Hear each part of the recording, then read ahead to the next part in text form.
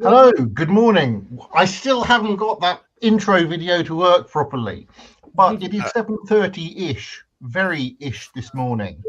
Clock. Um, uh, Unfortunately, Martin can't join us this morning, so it's Stephen, Alex, and I. Welcome to Coffee, Buses, and Politics.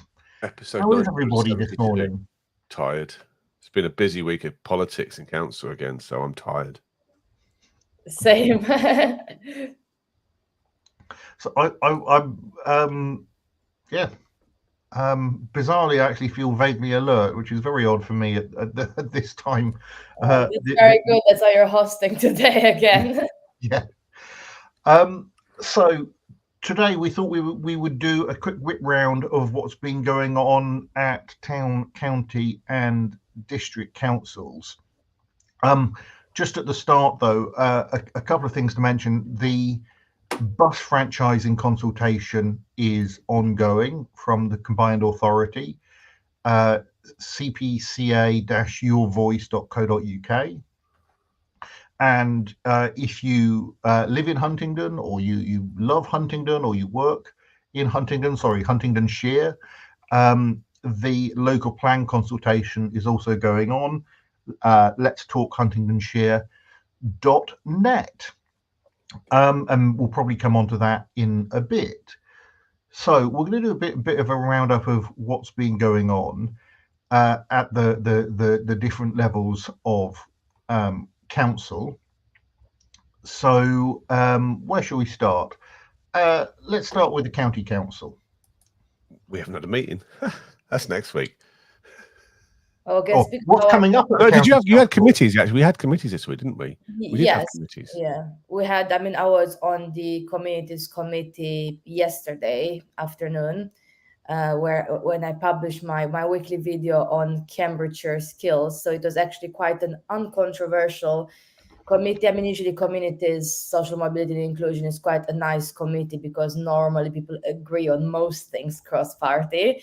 And I think they should, because it's really about community services and partnerships. So there's usually very little disagreement. So yesterday we had the annual report of Cambridgeshire skills, which is going really well. I mean, the demand has really increased, both for especially for ESOL English classes, but also for other adult education classes. And then we had the usual risk management, performance report, and financial report for the month. And then the other substantive report we had was actually, you remember, Stephen, Councillor Sam Hoy put a motion at full council a few councils ago on support for Remembrance Day parades with road closure, supporting parishes and town councils.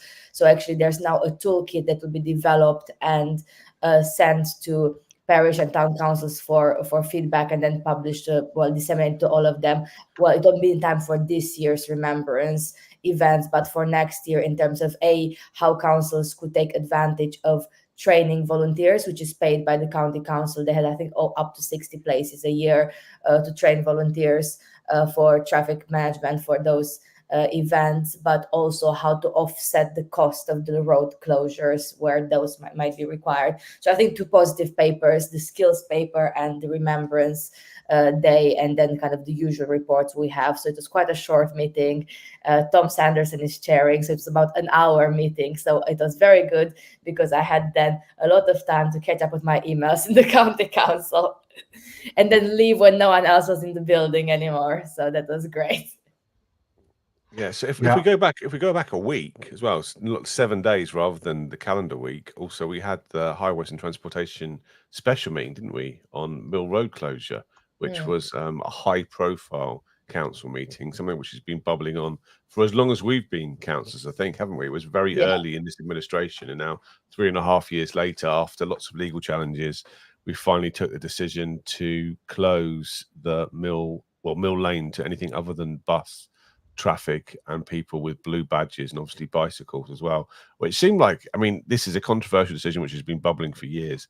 I sat on that committee despite not living in Cambridge. I think because people had predetermined themselves and that we had to get almost a different cohort of councillors in, and having tried to avoid this issue because I didn't know the area very well, I was almost forced to sit on it. But actually, for me, it was a really easy decision because you looked at the consultation feedback.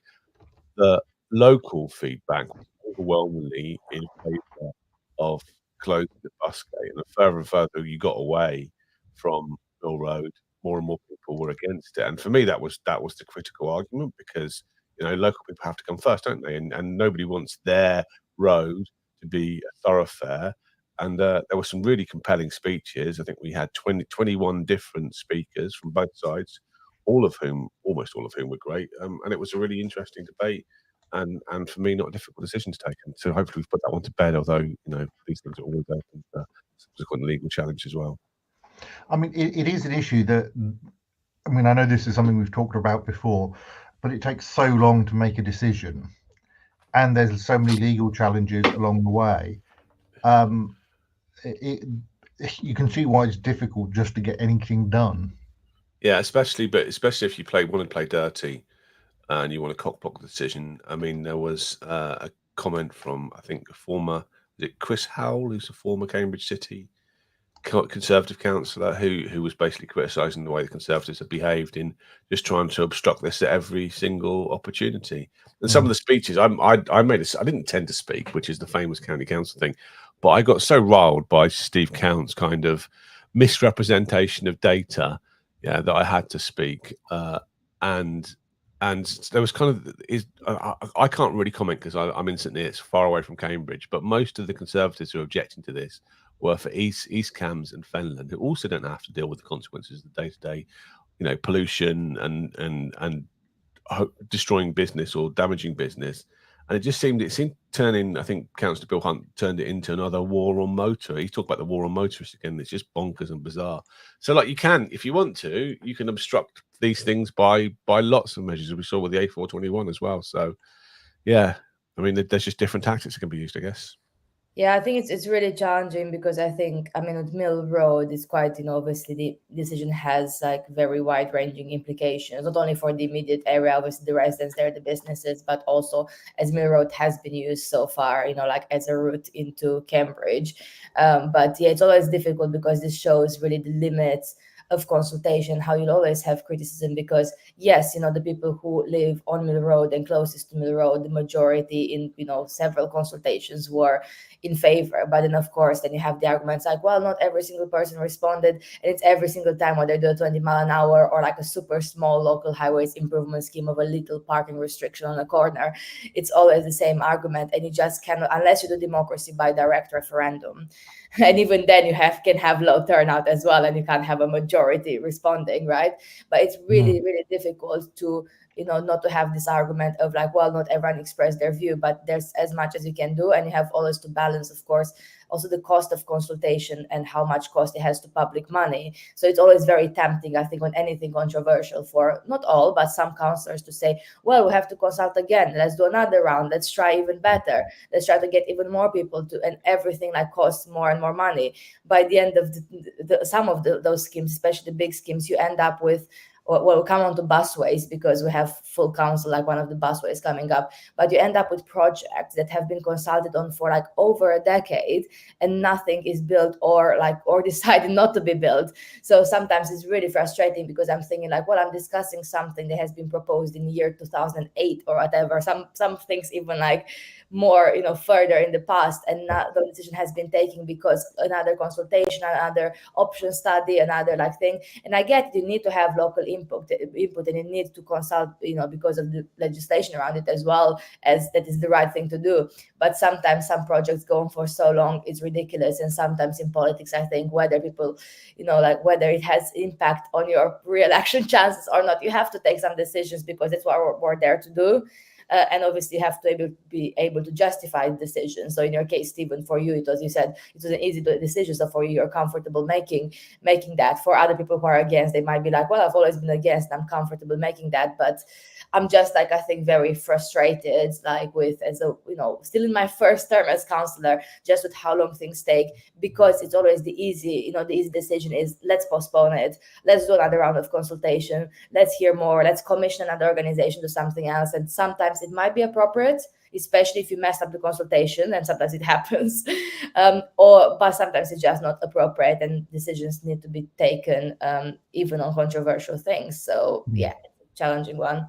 So and back in Mill Road again, we also this week we had the Assets and Procurement Committee where we had to take a decision whether we wanted or who we wanted to sell Mill Road Library to as well, or the former Mill Road Library as well, which was also seen as a contentious decision. Mill Road causes lots of problems for councillors, and we had the ward councillor Richard Howard, who's a Labour councillor, part of the administration, arguing against the motion.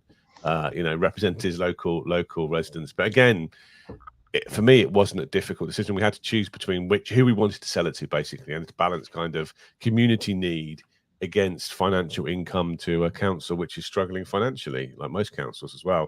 And I find those decisions more difficult because I never know whether I'm supposed to be tackling this as a hard-nosed business person, and maximizing the income for the council, which is really important, or how do you weight community concerns in those kind of mental calculations? Well, in this case, we didn't have to because officers did it for us, but it was up for us to approve it. And again, it wasn't, in the end, I don't think it was a difficult decision. There was a community group who wanted to purchase it, but if you looked really into details, it seemed to me like the money that they were offering, which was less than the commercial, also community consideration, they didn't really have the funding, I don't think, and I wasn't confident had the funding. So that wasn't a difficult decision either, but also a controversial decision again, or seemed like a controversial decision ahead of the meeting. So yeah, lots of Mill Road this week. I mean, on consultations, it's actually you who let me know about them, Stephen. You have the gunning principles. Yeah, they're great. Which seem to be sort of just, I've just pulled them up. The gunning principles date back to 1985, and it's that consultation is only legitimate when these four principles are met. Proposals are still at a formative stage. There is sufficient information to give intelligent consideration. There is adequate time for consideration and response, and conscientious consideration must be given to the consultation responses before a decision is made. And I'm afraid that quite often I'll on 20 miles an hour again and things. Unfortunately, quite often that doesn't happen. I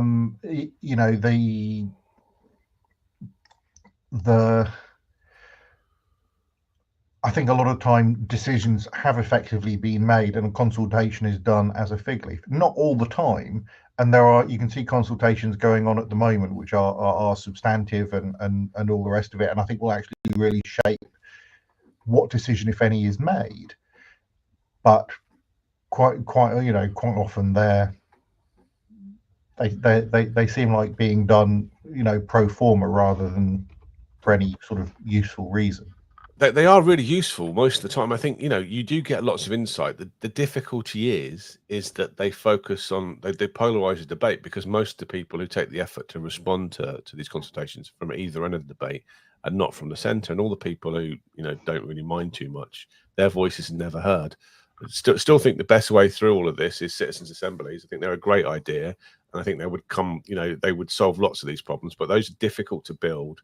And even still, when you do a citizens' assembly, people will just claim that if it doesn't suit their narrative, that the citizens' assembly was badly chosen. So there's no easy answers. But I think having more people, selected people to represent the whole community in decision-making process would be much better. Aren't those people selected to represent the whole community called councillors? Yeah. Well. Yes, but even that's a very highly selective. Yes, it's true, and that's ultimately we have to make a decision. But our decision has to be based on community feedback, and we're not often we're not the community, are we? I'm certainly not the community in Mill Road in Cambridge, nor of all those Conservative councillors from the Fens, basically. And so it's important that we actually listen to people who are not councillors, because we're also a self-selecting bunch to a certain degree. Yeah, I know. I mean, I can see how, say, if you're going to do a citizens' assembly for what are we going to do about traffic in Cambridge, I can see that being that be a good idea, where one of the things it does is it sort of gives some legitimacy to what something controversial. Well, except when it doesn't, because if you look at like kind of the congestion charge debate and how it really started from the GCP Citizens Assembly consultation, it wasn't framed as like, do you agree with congestion charge or not? It was framed about how to tackle like the wider issues around traffic congestion and so on. It was one of the various things that are then narrowed down to the proposal that end up making connections. So I think that's also very difficult, because unless you come out with a very specific policy solution out of the Citizens Assembly, if you just come up with a broad sense of direction or steer towards, let's say, we need to reduce traffic in X area, but then you still have the kind of specific implementable policies, I guess, decided by officers or councillors or other interest groups, then you still have the issue of like, well, it's not really what the Citizens Assembly said. Plus, of course, the cost of this as well. So I think there's really no easy way to make what people want to be like a representative consultation, unless you spend very significant money to have teams of people door knocking every single door until more than 50% and a representative sample, I guess, of people open the door and actually wants to fill in your survey, which will undertake a massive effort. Like, we are all door knocking, we know how long it takes to even knock like 100 houses.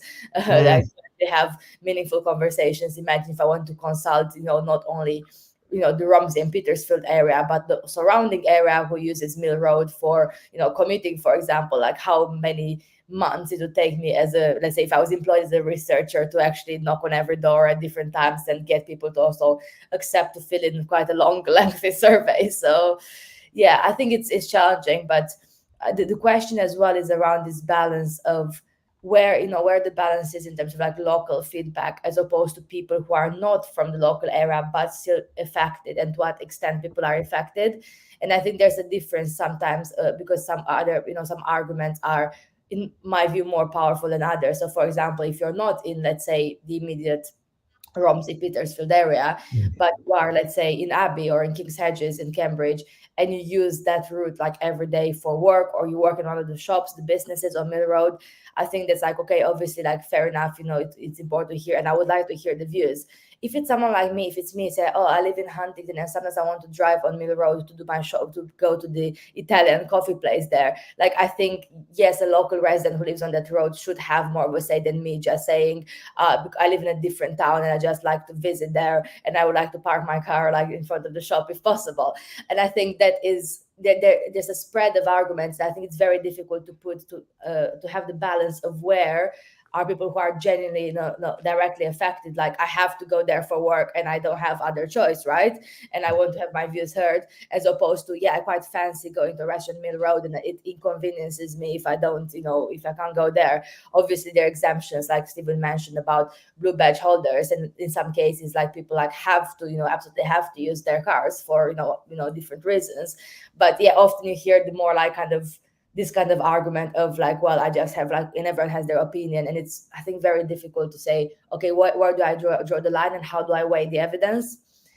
So it is always interesting in any consultation, really. Same with 20 mile an hour, someone living in the town or village where it's proposed, as opposed to I'm visiting my friend every so often in the south of St. Ives, and I don't really fancy driving 20 there, as opposed to I live in St. Ives South and this will affect me every day. No, it's I don't know, and I think part of it as well is also the communicating the reasons to people. And I don't want to be rabidly partisan, but the quality of debate from some councillors about some issues isn't always great, and you do get the feeling that they're using it for, whatever they think about the substantive issue, the way it's presented, particularly with motoring issues, is a bit cultural war-y and war on motorists and all that. You're on mute, Stephen. It's also a bit opportunist as well, because you see because if you look at the history, you see parties coming in and out of power in local government, especially in Cambridgeshire, where their views change, whether they're in administration taking duff decisions or in opposition sniping from the sidelines. It's much easier to be in opposition. You can be against anything and you can be very popularist. And I think that happens quite often. Has happened in the history of county council with all the parties switching sides on important issues. And so that's quite, that's difficult from anybody who cares about it from the outside, who's more of a like historian of these issues. It's a bit difficult and shows that people's views aren't based on principles quite often. Yeah, there's Stephen Bush is slightly different. Stephen Bush has a line that in internal Labour Party politics, at some point, every faction will take every position based on what they think is advantageous at the time. Yeah. Well, speaking about the subject where positions have changed, let's discuss what happened at the Huntingdonshire District Council meeting, Stephen. Just for context, I think it's actually fascinating regardless of what people think about the topic, and it will come to County Council on Tuesday.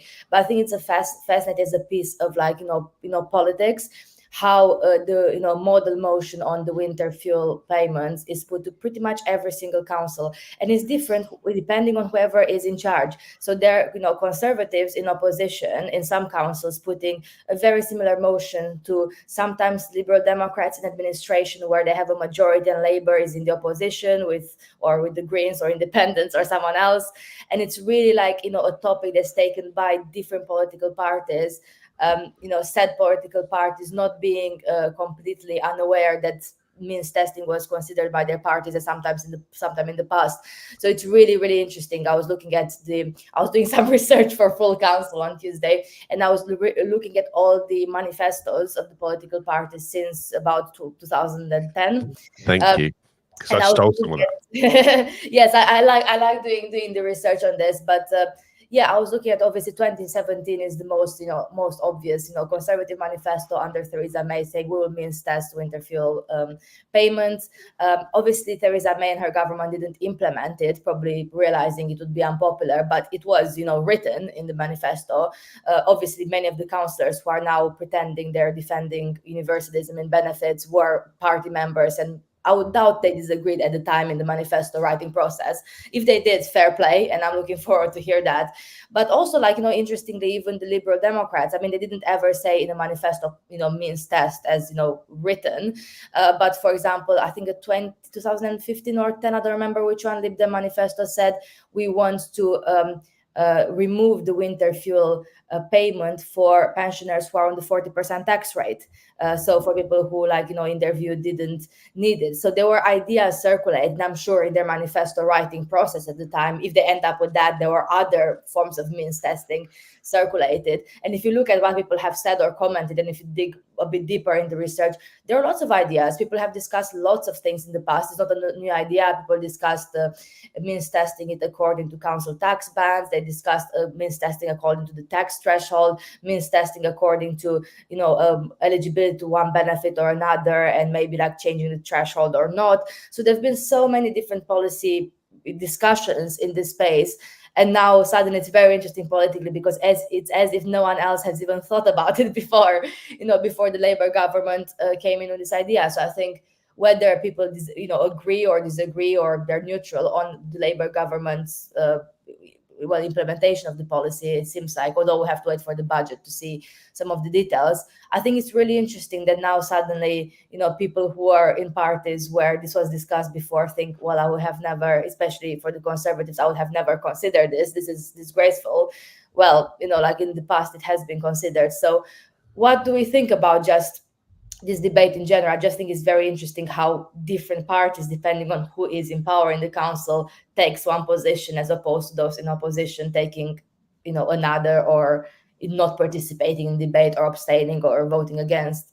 So you had this in your district council, Stephen. How did it go? Yeah, so it was a motion from the relatively new leader of the Conservative group, Ross Martin, basically on the winter fuel allowance, and the outcomes were that if the motion was successful, we were going to write to the Chancellor and say that this council disagreed with the winter fuel allowance, that the council was going to sign an Age UK petition. Now, I looked into this quite a lot. I'm not sure that councils can sign petitions. They might be able to do it under the general power of competence, but petitions are vehicles in which people communicate with the government on decisions, and councils signing petitions seems a bit weird to me. That was one of the outcomes, and so this is an identikit motion which has been submitted to almost every council in the country. So we heard it at HDC.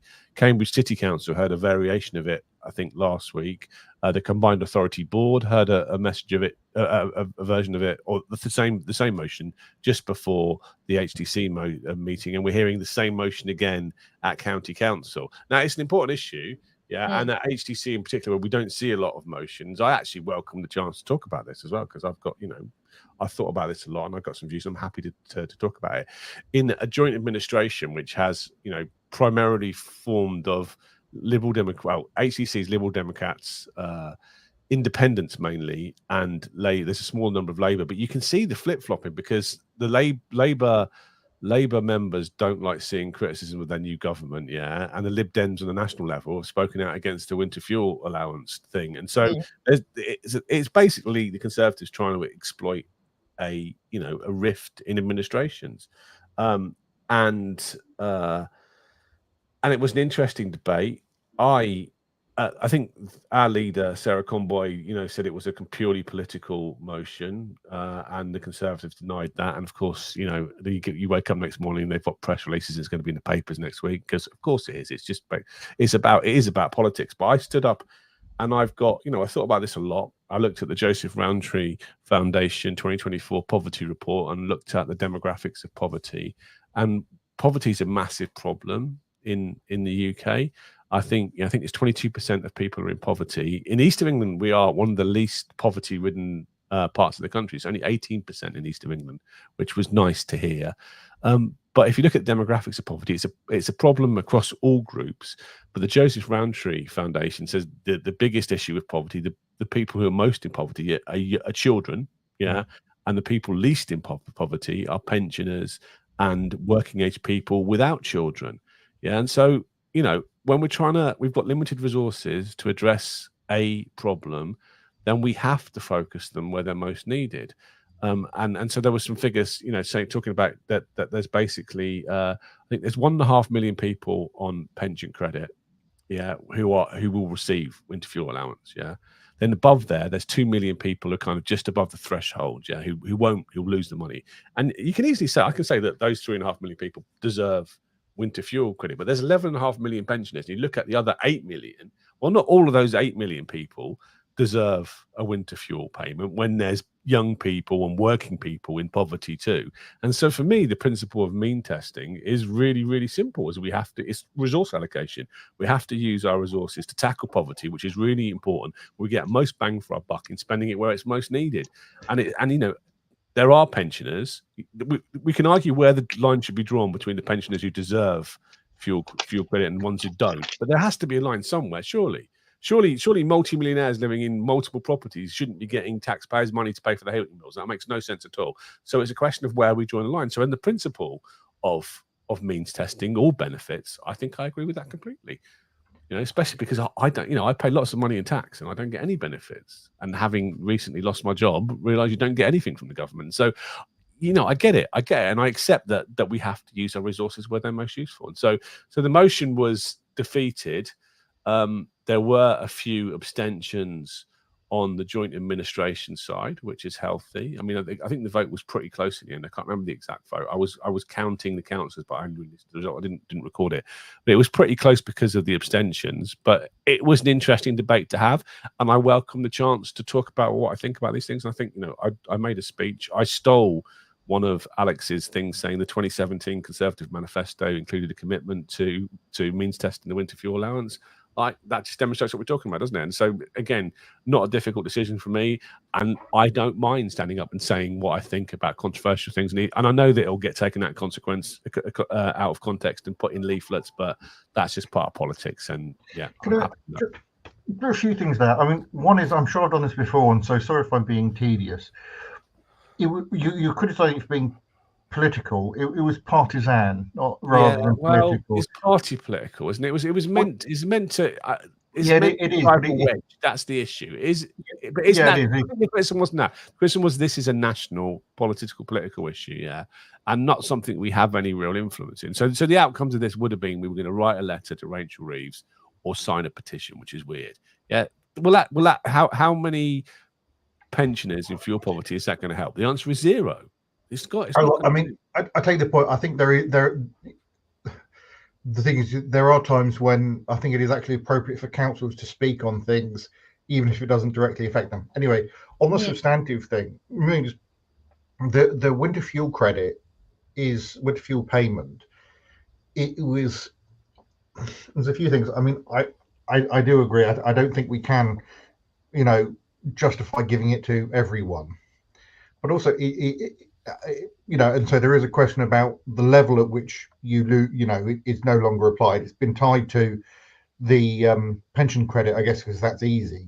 But one of the problems is that means you have a hard cap. There's no taper on it. So if you're £1 over, you don't get any of it, which is a problem. Although there's a couple of other sort of benefits out there to fill in the gaps.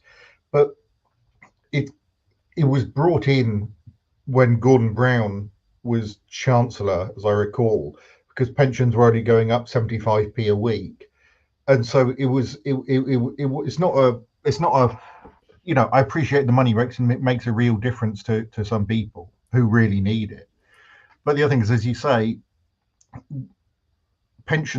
state pensions have gone up because of the triple lock more quickly than other benefits. But also the way the sort of economy is structured, and because so much wealth is for the country is in housing, there's been over the years effectively a transfer of wealth, not in every case but across the country, to older people who tend to own property, and that's the issue as well. As you say, I'm going to that is a problem. As you say, there are a lot of young people, kids who are really, really struggling. But I think unfortunately, as with many things, we'll see what's in the budget. Well, and a big question for me is now that we're hearing exactly the same motion at County Council next week, and so I've been on this morning telling you my views. I've spoken in debate, I voted on it, I've been quoted in the newspaper. I will be quoted in the newspaper article when it comes out. For me to hear exactly the same motion at County Council again, at what stage do I become predetermined? Is my mind close to this? Well, it's going to take one almighty amazing argument to turn me around on this. I mean, I suppose it's still possible that I might be stunned by an act of intellectual genius into doing this, but the actual reality is I've already made my mind up and I've already voted, and I don't think I can take part in debate, which is a point I'll be making at County Council to the monitoring officer. It's worth saying, what is predetermination? It's going into a debate with a closed mind, without having already made your mind up, isn't it? You've already that's it. You've determined your decision. You've decided what the outcome's going to be.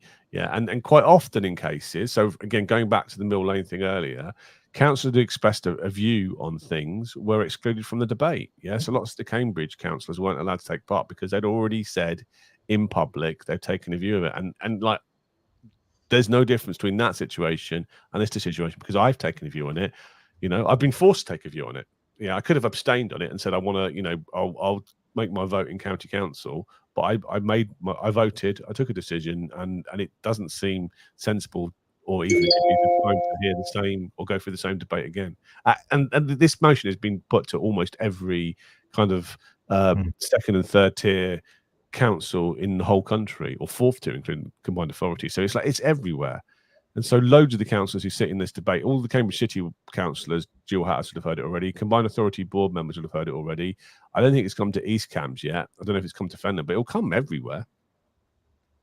Well, then basically like half the people, I guess, if we were assuming they're predetermined, they can't vote on it because at least maybe not half, but like quite a few councillors have heard it before in those various other capacities. Well, I think like in principle, like, yes, you can change your mind in a few days, it's possible. But then secondly, what's really interesting is if there are any amendments as well, because like often motions are amended and then people might take a different view as well. So like I haven't seen any amendments circulated, but that might be like another way where like, people might think differently about something. You don't know if the amendment's going to be successful, do you? And so No. can you need to take part in the amendment debate and then have to sit down? That doesn't seem like a I don't know. I will pose that question to the monitoring officer. Yeah. Yes, I don't have to take part. I'm going home because there's not much after those motions. That's the last motion, isn't it? It's the last one. It would be a very long day. So just saying about this is the last motion. We have full 5 motions next council. So what else is on the agenda for Tuesday when is the full county council? Oh, something huge. There's something huge. Yes. Yeah. So there is. I mean, before we even go on to the 5 motions. And there are actually like 4 joint administration motions before the opposition motion on the winter fuel payment. 1 for me on community safety, and I think 3 from Liberal Democrats on various issues as well. They're all published now. So there is 1 on growth targets from Councillor Ross Hathorn. It's quite an interesting one in terms of like national planning legislation and growth, and like how we ensure that members are trained and engaged on those things. Then there is a motion from Councillor Lorna Dupre on lithium batteries and some of the risks around it. I think it's a similar one that passed or was discussed in Cambridge City Council, I think.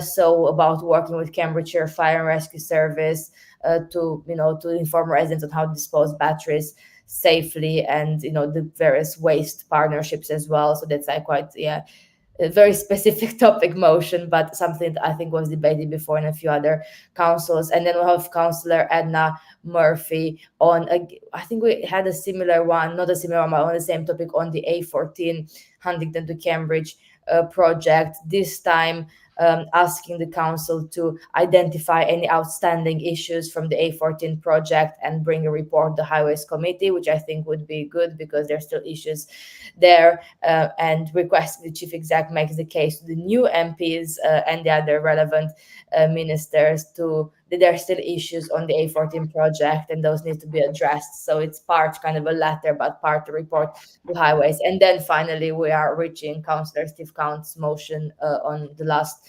motion on the agenda on the winter fuel, the model motion, adapted a little bit, but on the winter fuel payments. So yes, but before that, Stephen, you're saying we have a very big and controversial item we called Better Public Transport Cambridge South East Transport Scheme. So is it? It's controversial. It's controversial in some wards, isn't it? So it's another. Yeah, overall, I said, compared to other things, it is, So one of the more controversial moments of my one of the most controversial decisions of my political career was to do with the C2C busway, which goes from Cambourne into Cambridge. And having initially voted for it because I think it was necessary, I also subsequently voted to try and change the route because it goes through Coton Orchard. It seemed to me to be. You can change your mind. No. There's 2 different principles. Is yes, we need a busway. Yeah, can we divert it to avoid damage to an important area? And I did that, and I think I was happy to do that, and I explained why I did that. But where did this busway go from? Haven't you read the paper? So it's said it's South Cambridge, so it's the route. It's in the papers, but it's the route connecting the Cambridge biomedical campus, like through the south, like Cambridge South Station and some of the villages in South Cambridgeshire. So it's really again, it's a similar debate around most of us councillors not being from the South Cambridgeshire area making a decision on this, but it's a South Cambridgeshire scheme. I think it's really. What's really interesting and important about this is how it interacts with the South Cambridgeshire local plan and the growth planned around there as well, because obviously transport is important for that. So I think that's one of the things that I'm still, this weekend I reserved to read all the many papers on this topic. So not only the stuff I've done, but it is, there's a lot of implications. There's implications on the local plan. There's of course the questions on is another route better, but then there's also the context of this being, something that's been going on for over a decade. So it's one of those schemes because initially, remember when we had James Palmer mayor, and how James Palmer had this idea about the autonomous metro.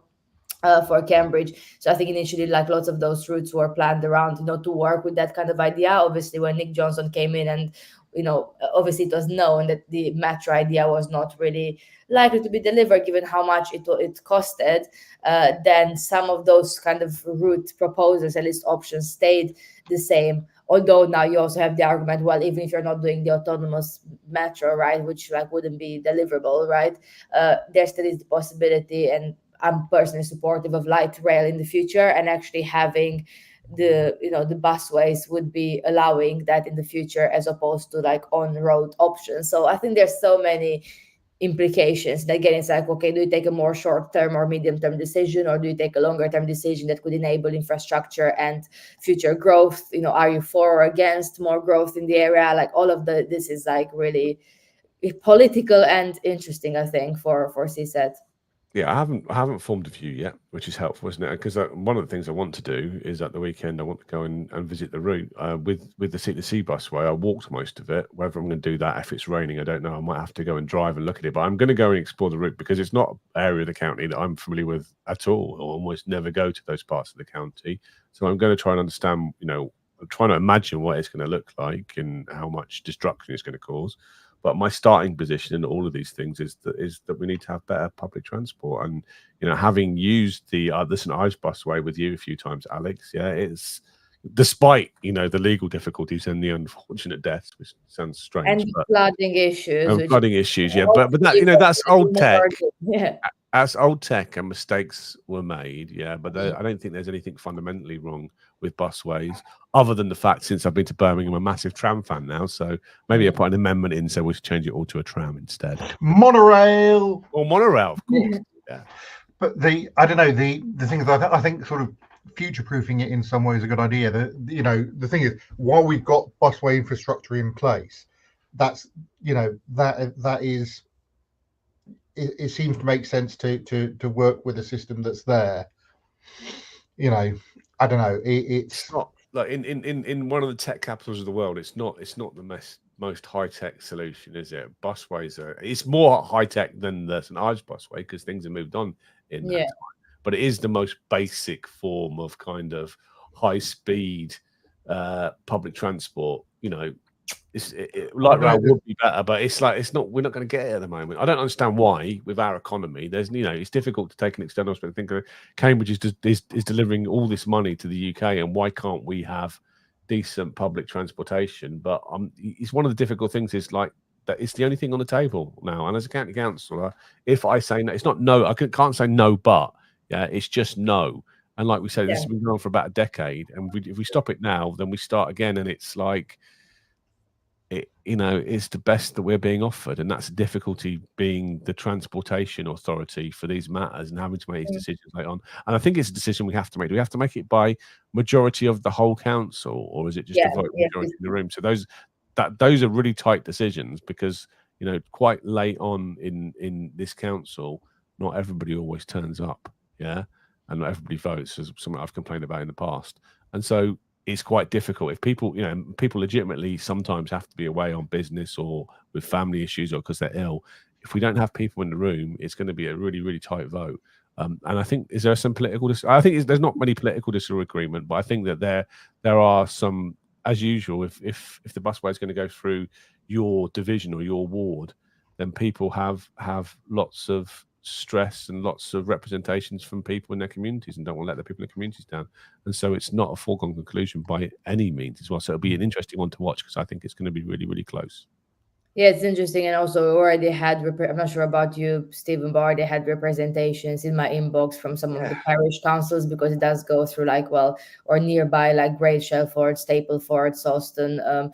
I think, the interesting argument for me, because I do get when people say well, we should have an on-road solution, right? Because, usually it's cheaper, you don't obviously it doesn't have the same impact of building something in, whatever space, whether it's Greenbelt or not, it still has an impact. I think the issue there, I'm not sure if people have been to that Cambridge Biomedical Campus or the Addenbrooke's roundabout, like I just cannot see how you can add more traffic at certain times on that road, especially if you're considering that biomedical campus expanding, which it will, because it already has a lot. So I think if we're kind of working on the assumption that you have like more jobs and more people coming to that site, I think you really need to think about linking the, you know, travel hubs or park and rides, because that road, I mean, that's my personal opinion, because every single time I end up being there, it is like stuck on a bus for like, you know, usually a few years ago for like half an hour at Addenbrooke's roundabout. So it might not be the same at all the time, I accept that, but yeah, I don't see how with the plans, you know, with the local plan and with the planned increase in jobs on that site and people coming there, it's very difficult to kind of imagine how not building anything new, whether it's expanding a road or, you know, building a busway or building something once, you know, yeah, it will create a lot of issues, I think, in the long term, when those new jobs will come in and new houses would eventually be built in some of the South Cambridgeshire area, especially with the new, you know, housing targets and how councils are expected to deliver more like under this government. I think, yeah, it would be very challenging. Yeah, I mean, my wife used to work at Addenbrooke, so and the traffic has got worse since then. Mm-hmm. I occasionally go to Addenbrooke's, you know, like everyone for the hospital, and going there on public transport. Although the B bus now does go all the way through to Addenbrooke, which is great. Yeah. The traffic around there is awful. It's really bad, and you know, I think, you know, if you get something in that actually works, that does work and encourages people out of their cars just because it's better than going by private motor car, I think that's good, surely. Yeah, it's yeah, I think it's one that is needed. I mean, the point you made earlier about you know, Cambridge being sort of underserved in terms of infrastructure, but this goes back to the thing we've talked about so many times about the mess of different levels of responsibility and so on for Cambridge or Greater Cambridge or Cambridgeshire, and that is part of the problem. That it's like who is responsible for transport in Cambridge? You know, I'm reasonably confident. Yeah, sorry. I think there's 5 different authorities at least in parts. Yeah, I was going to say I'm reasonably sure it's not Huntingdon Town Council, no. but you know, you can see, you know, and you know, this is a problem, I think, that, you know, with the structures. That I understand why it's happened and the sort of city funding and all the rest of it, and whatever. But it's ended up, you know, with really quite a rubbish setup. Yeah. Yep. Yeah. Where's Alex? Alex is gone. Oh, Alex is back. I was just switching the tabs. I want to put this comment up because I'm not sure if we have time because I would like to discuss this in detail. I'm actually going to a consultation event. There's at the Conigere Center today, I think from 3 p.m. up until 7. I will go after my work meetings at probably the last hour from like after 6, but there's a consultation event on the A141 and the St. Ives road improvement consultation in Huntingdon this afternoon. There are a couple of online sessions as well, and there's also one in St. Ives, I think 5th of November, but I'll put the link in the comments just in case you can see all of the events and how you can be involved. But I think like I'm going this evening to get myself informed on the detail of this, and could be quite good to discuss maybe next week some of the proposals around this, because I know many people in our area are interested in this, and not only people in Huntingdon and St. Ives, but people who are like commuting and visiting towns. So I'll put this in here. Have you already engaged with this, David, or? I've not looked at the detail. I mean, I'm planning on going to the consultation as well. Although we'll see. It depends on how much work I get done. If we put out a press statement yesterday at work, which is within the small industry I work in, has attracted quite a lot of attention. So there's more than we were expecting. So I looked at my email this morning and I thought, oh, I've got to answer all of these now. So I hope my boss isn't watching, because I said it was a good idea to do. Well, it's until 7 p.m. I think, the exhibition, and also for those who are visiting the county council for whatever reason, like seeing a highways committee, there's also just downstairs, like by the reception in the county council, there's a display with all the information on the St. Ives Road improvements, as well as like leaflets and like the brochures with, you know, explaining the scheme as well. I've just seen it yesterday when I was in committee. I actually took a few leaflets, so, you know, when I'm in any relevant event in the area, if people ask about this, I can give out one, because there's still a few, like both online and in-person events to take place. It just opened, I think, on the 16th, so it's still early days on the engagement on this. Yeah. I mean, the A141 is actually really important for Huntingdon. There's it's unfortunate Martin's not here, because he's doing the comms for the development. If the A141 is rerouted at this end, it opens up a parcel for a big parcel of land for housing. So there's actually quite a lot for us to look at there. I mean, it's more on the development side and getting the housing right, but it's the realignment of the A141 at this end is actually really important to Huntingdon. And potentially actually really, where it goes actually really shapes what Huntingdon will look like in 10 or 15 years. So it's an interesting one. The other one is it's getting onto town. The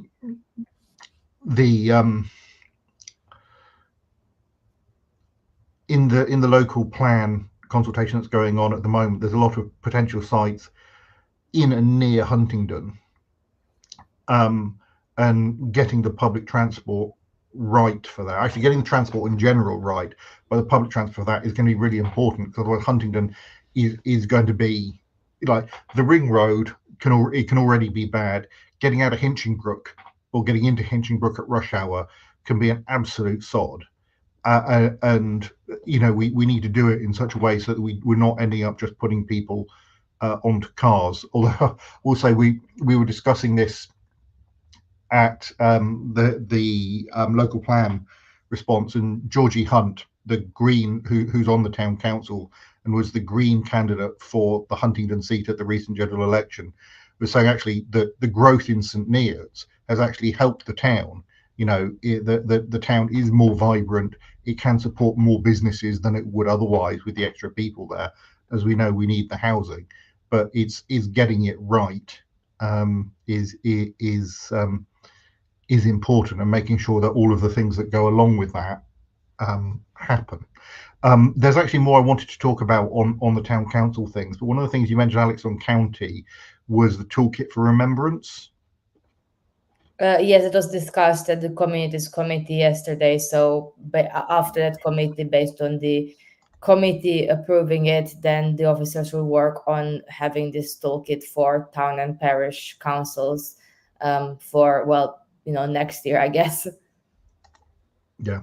But the paper is there, and like if anyone has any kind of feedback, I mean, there are two things. It's first the support with the cost of road closures that the county offers, and then the second is if towns and parishes need to train volunteers to help with traffic and management for the day, for the events that need road closures, for the bigger remembrance events. So that's something they're looking at. I mean, one of the other things that this goes on to is there's a law going through called Martin's Law. Martin's Law is for someone called Martin Hett, who was killed in the Manchester Arena attack a few years ago now, and it's I think it's any location with over 100 people has to have a plan for basically dealing with terrorist incidents or potential terrorist incidents.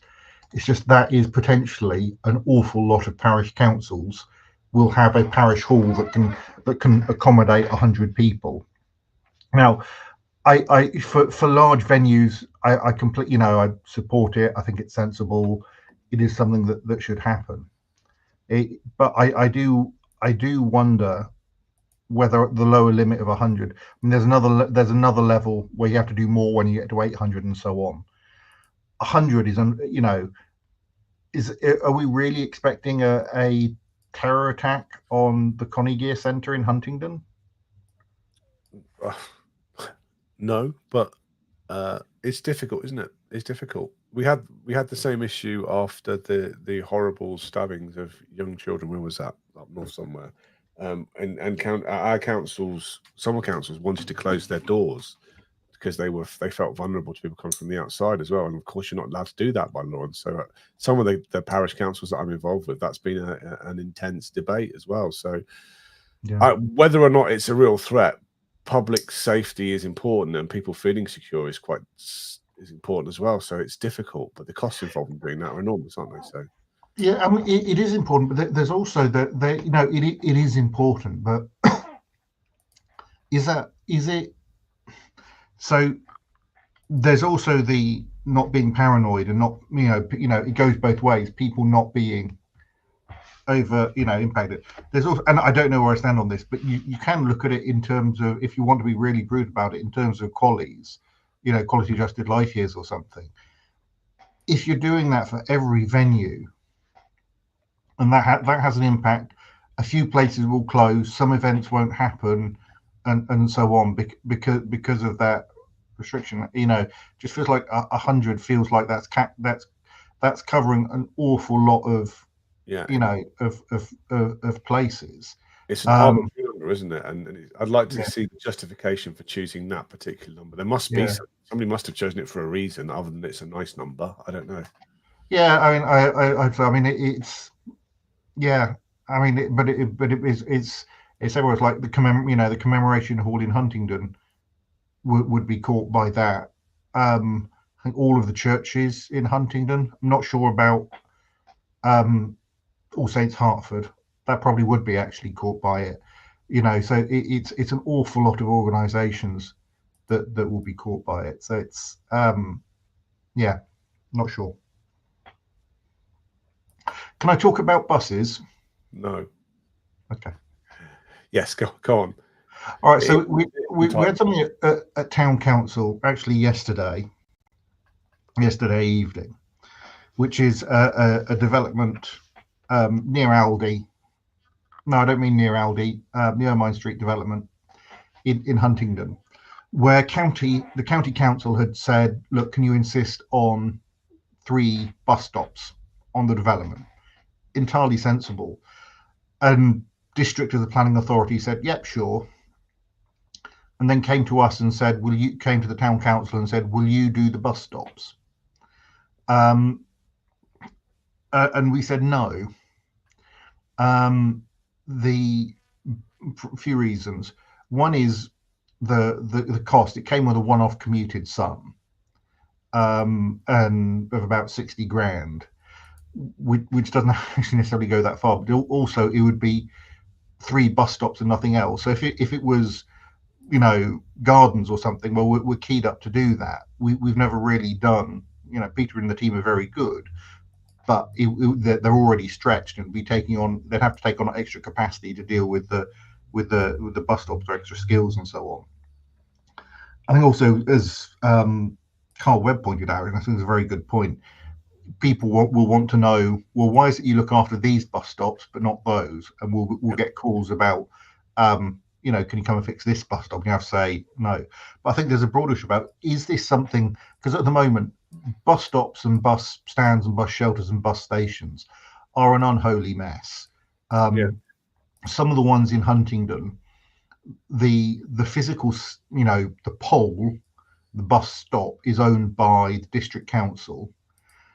The land it's on can be owned by a third party, and the flags are owned by the bus company. So for an piece of infrastructure that takes up that much room on the ground, you've got 3 people involved. 3 organisations involved, or more if there's more than one bus company serving it. And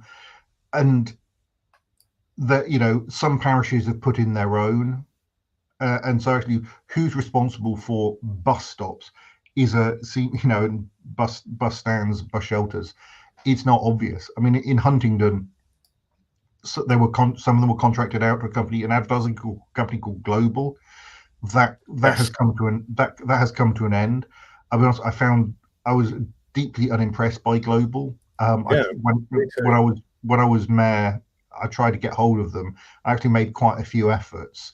And look, mayor, I'm not trying to, but if somebody from a town, the chair of a council in an area where you're working is trying to get in touch, I didn't get a response. Not even a sorry, we don't want to talk to you, which I thought was pretty shitty. Okay, they're a big company and small town, but even so.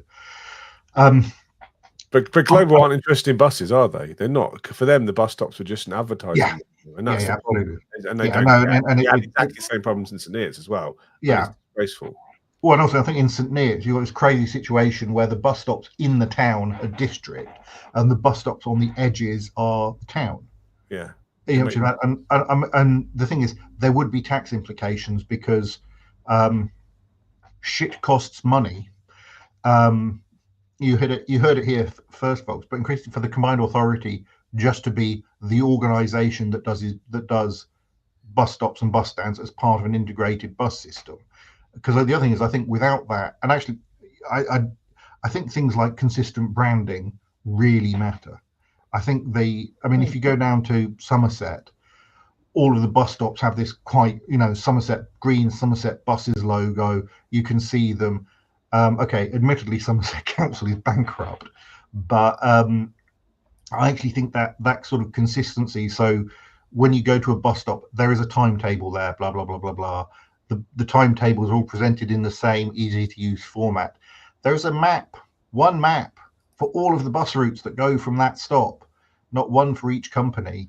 But I think the only way you're going to get that is, and maintain properly, is with they could contract it out to parishes or districts or Uncle Tom Cobley and all, but I don't know.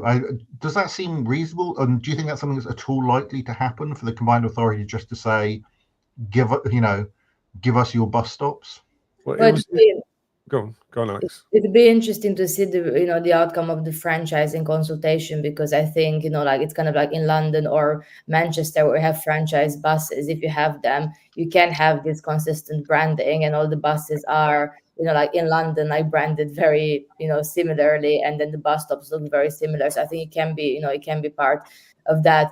One of the things, like just to comment on what David was saying, how frustrating it is, as councillors or members of the public to even identify who's responsible for what. I had a couple of queries from my residents being like, well, this bus stop has graffiti on, or needs to be repaired, or the glass was smashed, or some vandalism. And the amount of time it even takes me to realize, okay, who manages that, who can actually complain to, obviously getting no response. It's so eventually you find it, but after you put in a lot of effort, and you can understand why someone who's a resident who doesn't have the councillor time to chase every single institution, then you don't find out, and the problem is sometimes unresolved. Also, I think when I put the motion in the county council, I think ages ago now, when Hilary Cox-Conroy was still a councillor, because we worked on this together on ethical advertising. And one of the things we're looking at is actually how can we have on bus stops informative content rather than fast food advertising, or in some cases other alcohol advertising or other products.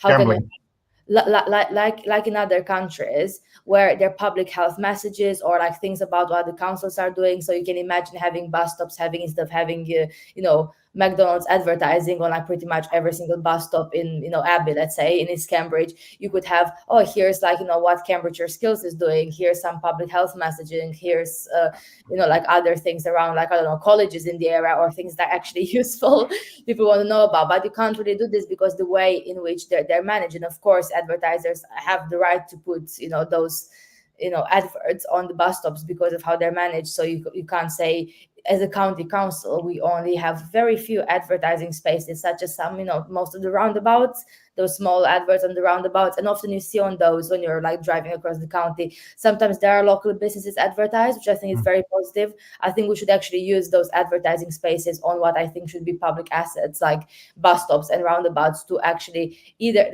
advertise local businesses, local products, or, messages around services in the area. You could, for example, with the awareness campaign on pension credit, that's something you would have, for like a week on the bus stops, but you can't have that in an integrated way.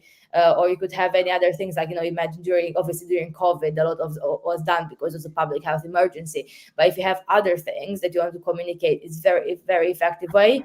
But you can't do this at the moment in an integrated way at all. And obviously people are within their rights to advertise pretty much whatever they want on those. It would be, I don't know what the cost implications are, and whether you need to make it work effectively. You need lots of copies of the same ad or something. It would be great for local businesses to be able to advertise on local bus stops. Yeah. I mean, the other one, or if local charities could advertise as well, like, here's our service at a discounted rate. Can I pick up just something that Simon said on Twitter? A lot of the timetable cases seem to have been removed. Maybe something you can try to investigate, ask questions about over the next week or two. Simon, way ahead of you on that. So a lot of them have been. Some have been removed. Some it's just vandalism. Basically, it's down to the bus companies to replace those, and so there's very little that can be done about that. Is it? Yeah. Well, all of the bus companies that serve the bus stop, or because there might be 2-3 bus companies that serve some bus stops, and that's part of why it's such a mess. The Stagecoach have basically said, we don't have the capacity to do this. We can't do the timetable, so we're not going to. And again, it comes down to the ownership thing and who's responsible for them. And so where the actual physical case has gone, it'll be the responsibility of whoever owns the bus stop, and that's difficult. I mean, I find it's still really actually quite annoying that there are still COVID, bus services are reduced because of COVID signs up in a few places. That having been said, I think the oldest piece of branding I found on a bus stop is from 2007, with like a logo from the district council that hasn't been used, I think, as long as I've lived in the district. So that's quite frustrating. But it's this thing that the parish councils, like other councils, have the general power of competence, and I'm increasingly going off the general power of competence. Well, the general power of competence says that you can do anything a natural person can do except take out a mortgage, basically. Ride a bike, drink coffee. Yeah, well, councils definitely drink coffee. Certainly when I'm turning up.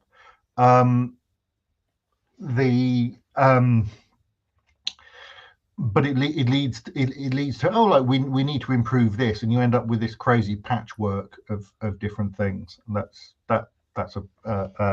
an issue. Like, bus stops in the same town being the responsibility of different organisations. So bus companies can't do the timetables, then passenger numbers drop, then they want support from councils to fund their failing routes.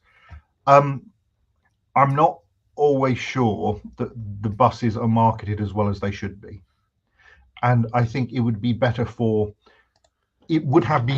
for buses in Cambridgeshire in general if the bus companies had worked together more beforehand. So, like, on the just trying to promote people to use the buses more, there is more that could have been done. You've now got the Cambridgeshire Bus Alliance that's appeared, and that seems to have appeared since franchising's been a thing, been talked about. And it's like, all of a sudden, actually doing the a day ticket that works across different bus companies, which had been too difficult to do, is suddenly not too difficult to do. So I think they could do more to promote themselves, or promote bus transport in general. Talking of which, we should invite Whippet on. Yeah, no, we should. I went to see them with Lara a couple of years ago, and they were great, actually. I mean, they have their struggles and sometimes get a bad rep, but trying to deliver what they deliver with the resources they've got, I'm quite a big fan of Whippet. So let's do that. We need to have more guests on, don't we? Yeah. Let's get in touch with Whippet. And yeah, Ed Cameron is the guy. He's already agreed to come on. We just need to reach out to him. All right, let's do that. Yeah. So we have topics planned for next week, the St. Ives proposals, consultations, and then hopefully Whippet the week after, depending on their availability, get buses back onto the buses podcast. Yeah. Some other companies as well, like, they're also like, what's really one of the interesting topics is actually more the community buses. So there's some smaller companies across the county, but I've been in a meeting with I think some of the Finland more community bus provision and how they're doing it, especially around some of the villages. And maybe we should bring back the conversations around demand responsive transport and how those other trials of demand responsive transport are going as well with the combined authority. Yeah. Like fun. I mean, we might, depending on what's in it, we might want to talk about the budget as well. Yeah. Silence. Tumbleweed. Yeah, it's not great, but we can always discuss. Yeah, it'd be good to bring Jews on too, Simon. We should get them all on, and we could probably get them all on together at some stage. They've got their kind of the small industry body they form. They all work together now, don't they? Stagecoach, Whippet, Jews. Yeah, and get those guys on together maybe at some stage. Cool. And don't forget that there's a the website coffeebossesandpolitics.com. You can ask questions on there, so if you've got a question, do put it on there. And I think that's probably is that everything from us this week? Yep. Yes, I think so. It's almost 9 o'clock, so time for the next meetings. Yeah, brilliant. Well, thank you everybody for joining us out there in television land. 357 viewers at the moment, which is great. And we will see you all. Sorry, Stephen, did you look like you were? No. Okay. No, I'm fine. Okay. Well, thank you, everybody, and we will see you next week. Take care. Bye. Bye.